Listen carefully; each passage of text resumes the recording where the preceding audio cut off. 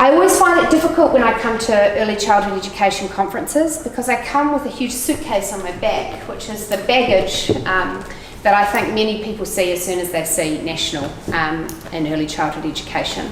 I want to acknowledge that there have been many people over the past few months have said to me, look, they weren't happy with what national did in early childhood education. And I always say, well, that may be the case. National did, of course, increase funding for early childhood education significantly, but it's not my job to defend what was. It's my job to prepare for the future and to make sure that National's policies going forward respond to a sector that we have acknowledged, right from our leader Simon Bridges has acknowledged as so important to New Zealand's future. So that's my job, to listen to you and to think about what policies we form for the future. But we also require those early childhood educators to go through the same registration and certification process that we require primary teachers to go through. So I think we do have a situation where in many ways it's recognised that early childhood teachers are teachers that should be valued as primary teachers, but clearly when it comes to pay levels that is not always consistently the case. And we are facing a real problem in early childhood teaching right now, because everywhere I go I say, what are your ideas for the future? What would you like to see happen? What concerns do you have? The number one concern that's raised with me is a shortage of early childhood education teachers. Because in many of our early childhood education centres there's a lot of pressure being placed on staff who are carrying relievers, who are worried about the gap. That means that the ratios have got higher, are worried about where the next person's going to come from. So I know that concern is out there. I have taken it on as my role to dig around and find out more information about how widespread that shortage is in an objective sense. It's been very hard to get any information. As you know, the Ministry of Education does not collect that data. And despite many questions that I've asked the Minister about it, the Minister doesn't collect that data either.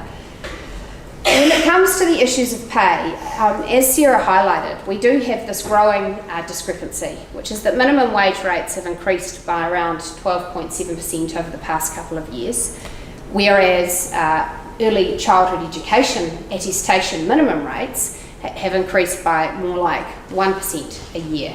And so that means that gap between those who are qualified and those who are not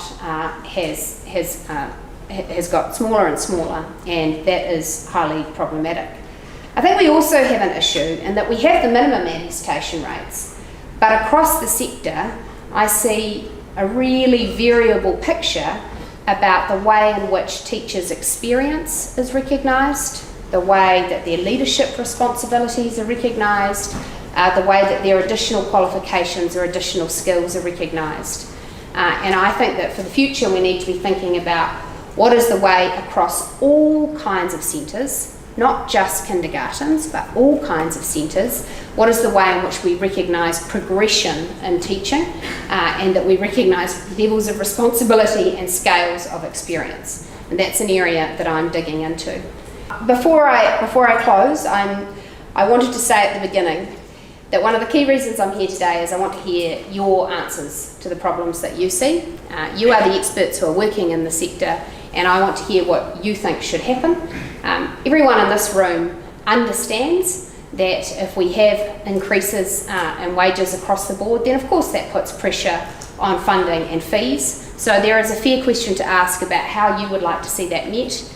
And I realise, as Sarah says, that feels really unfair that you'd be having to grapple with that, but I think it's really healthy for us to have that conversation about how people would like to see this resolved, over what timescale, and what the priorities are for you. So I really welcome that feedback. I want to hear it. I want to know what's most important to you. Fundamentally, I think early childhood education teachers should be more respected than they are. They should be more valued than they are. You are teaching professionals. I recognise that. National's policies in the future will be recognising that, and I look forward to discussing those in more detail with you over the months ahead.